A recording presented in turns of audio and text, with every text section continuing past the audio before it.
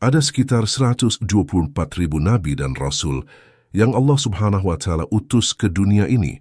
Tupoksinya jelas, yaitu memerintahkan manusia, umatnya, untuk hanya menyembah Allah Ta'ala semata dan tidak menyekutukannya dengan apapun.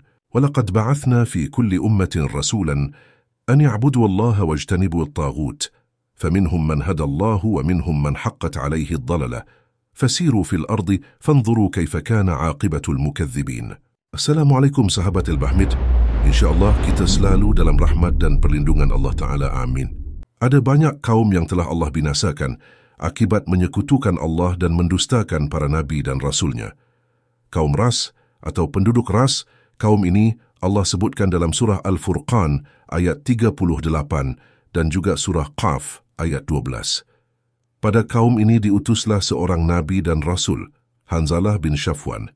Penduduk ras menetap di tanah Hadramaut dan kota mereka dinamakan dengan Ras. Kota tersebut memiliki berbagai pepohonan, buah-buahan, dan kampung-kampung yang makmur. Di sana tinggal beberapa kelompok dari penduduk ras yang menyembah berhala dan kelompok yang menyembah api. Ashabur Ras adalah sebuah kaum yang menyembah pohon sanaubar dan disebut sebagai Shah Dirakht, Raja Pohon. Mereka menyangka bahwa pusat dari pohon sanaubar yang terdapat mata air yang mengalir itu adalah sumber kehidupan Tuhan yang turun ke muka bumi. Dalam rangka pemujaan, kaum ras mengadakan sebuah perayaan rutin setiap bulannya. Pada hari raya itu, mereka mempersembahkan seserahan berupa daging hewan yang dibakar. Selain itu, mereka juga melarang penduduk beserta hewan ternak minum dari air sungai di sekitar pohon sanaubar.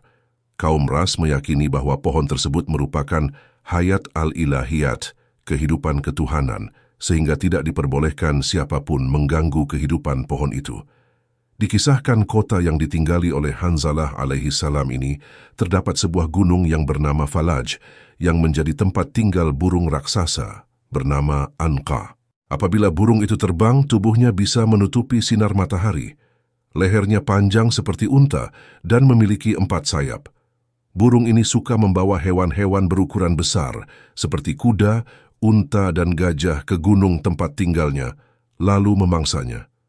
Burung Anqa juga dikisahkan suka memangsa manusia, membawanya dengan cakar, lalu dijadikan makanan untuk anak-anaknya. Keberadaan burung Anqa membuat kaum ras gelisah. Oleh karena itu, mereka meminta solusi kepada Nabi Hanzalah. Kaum ras berjanji akan percaya kepada semua dakwah Nabi Hanzalah jika burung itu benar-benar mati. Nabi Hanzalah kemudian berdoa pada Allah Subhanahu wa Ta'ala agar melenyapkan burung-burung Anqa ini.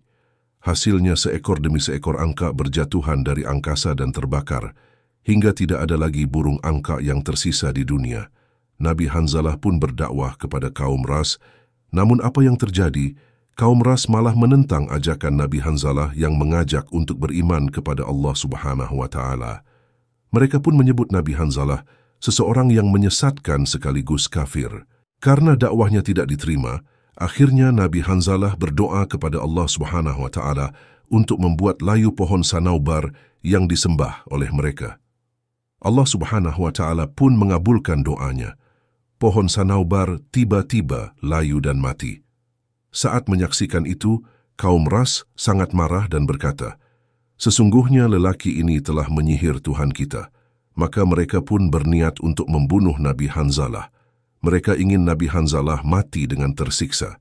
Kemudian mereka pun membuat sebuah sumur yang sangat dalam untuk membuang Nabi Hanzalah dan membuatnya mati karena kelaparan serta kehausan. Setelah mereka menangkap Nabi Hanzalah dan melemparkannya ke dalam sumur yang sudah dibuat, lalu menutupnya dengan batu yang besar, seorang budak yang beriman kepada Nabi Hanzalah dan kepada Allah pun melihat bagaimana Nabi Hanzalah dimasukkan ke dalam sumur itu.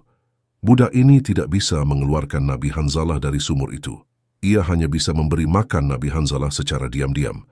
Ia melakukannya setiap hari agar Nabi Hanzalah tidak mati kelaparan. Di dalam sumur tersebut, Nabi Hanzalah yang makin merintih memohon doa kepada Allah untuk memberi hukuman kepada kaum ras atas perbuatan yang telah mereka lakukan. Akhirnya kaum ras diberikan azab yang sangat pedih oleh Allah Subhanahu wa Ta'ala. Allah mengazab kaum ras dengan menjadikan mereka batu hitam. tidak hanya orangnya saja, bahkan pepohonan dan hewan ternak pun berubah menjadi batu hitam. Dikisahkan juga budak berkulit hitam yang menjadi umat Nabi Hanzalah itu. Ketika itu sedang mencari kayu bakar, ia merasakan lelah dan mengantuk, sehingga ia pun merebahkan diri untuk melepas lelah.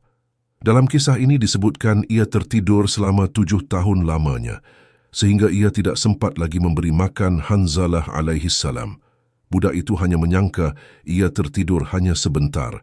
Ketika ia hendak memberi makan nabinya, ia tidak menemukannya lagi di dalam sumur, dan tampak telah terjadi azab yang dahsyat yang Allah timpahkan untuk kaum Ras. Wallahu a'lam. Demikian kisah Nabi Hanzalah alaihissalam. InsyaAllah ada manfaatnya dan bisa kita ambil hikmahnya. Dukung terus channel ini, jangan lupa subscribe dan share. Jumpa lagi di kisah Islami berikutnya. Wassalamualaikum warahmatullahi wabarakatuh.